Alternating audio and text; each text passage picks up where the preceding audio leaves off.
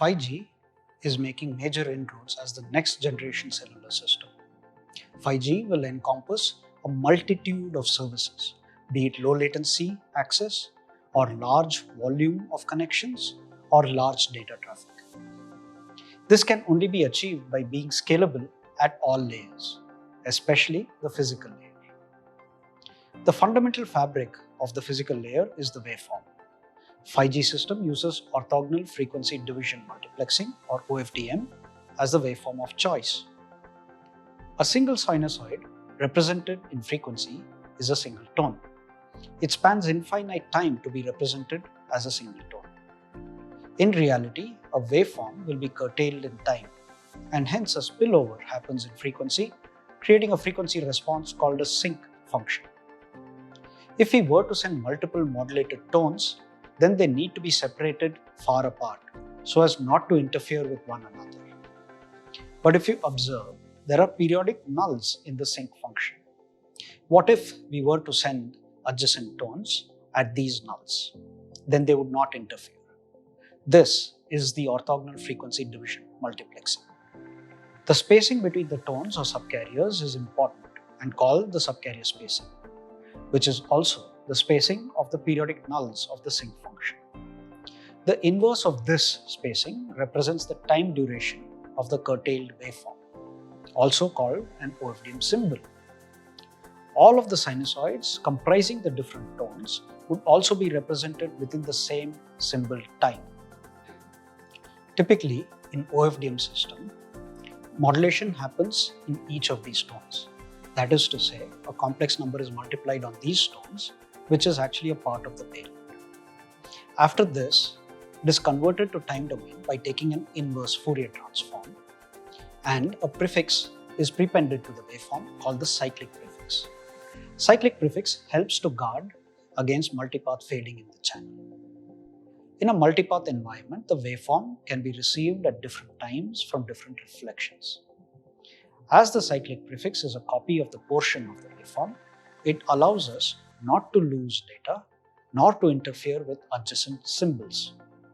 Frequency of operation can vary significantly between FR1 and FR2, and even within FR1 can vary from 800 MHz to about 7 GHz. Supporting different subcarrier spacings is a very critical feature. Carrier frequency offsets at the client originating from clock drift scale with the frequency of operation. This can impact the orthogonality of the OFDM waveform if sufficient carrier spacing is not provided. We can see from these tables that FR1 operates in lower subcarrier spacings of 15, 30 or 60 kHz, while the FR2 operates with higher carrier frequency up to 120 kHz. Each of these configurations is called a numerology. For the same bandwidth, the number of tones reduces with increasing subcarrier spacing. A 30 kHz system uses 3276 tones in 100 MHz, while a 60 kHz system would use only 1625 tones. This would not add up to exactly 100 MHz, but some of it is a guard against adjacent channels. The total tones in any numerology is restricted, so it doesn't exceed a large number like 4096 to contain the OFDM complexity. A slot is essentially the unit of scheduling. It is a collection of 14 symbols. As the subcarrier spacing becomes higher, the symbol time will become lower due to the inverse relationship of time and frequency, and hence slot time will be lower. This can be seen from the representation here. As long as the bandwidth of the system remains the same, the different numerologies would yield the same bandwidth. For example, a 100 MHz system in FR1 with 30 kHz would have 3276 tones, but the slot time is 500 microseconds.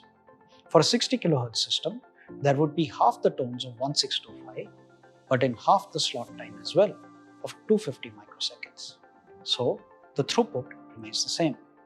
With higher subcarrier spacing, slot times are smaller and the turnaround of communication between the base station and the client can be reduced. However, it does add complexity for scheduling different clients within the same slot time. 5G provides improvement in performance or spectral efficiency of about 15 to 18% over the 4G LTE systems by having slightly smaller guards across adjacent bands, and also by doing away with non-essential signals such as cell-wide pilots. Each tone in a symbol is also called a resource element. A collection of 12 resource elements is a resource block. This time frequency collection is a resource grid. There are multiple resource grids, each called antenna port. Different users can be scheduled in different resource blocks or frequencies. Digital beamforming allows to take these grids and expand them to numerous antennas by multiplying with weights to match the different channels. Analog beamforming is done in time domain after the frequency grid has been converted to the time domain. Hence, all frequencies are directed in the same direction. Analog beamforming is more suited for millimeter wave, where large antenna elements are required to overcome the large path loss experienced at the transmission frequency. Path loss or attenuation of the signal increases with the frequency of operation. This can be seen from this chart, where the millimeter wave signal is significantly attenuated with distance. There are many models for path loss, and this is one such. Some of this can be recovered with beamforming, but not all, as the costs, the size, and transmission power regulations would limit the number of antennas. This is the reason why we can expect millimeter wave to be used in hotspot deployments, whereas the lower bands are more sought after for wide coverage. Until next time, from the edge.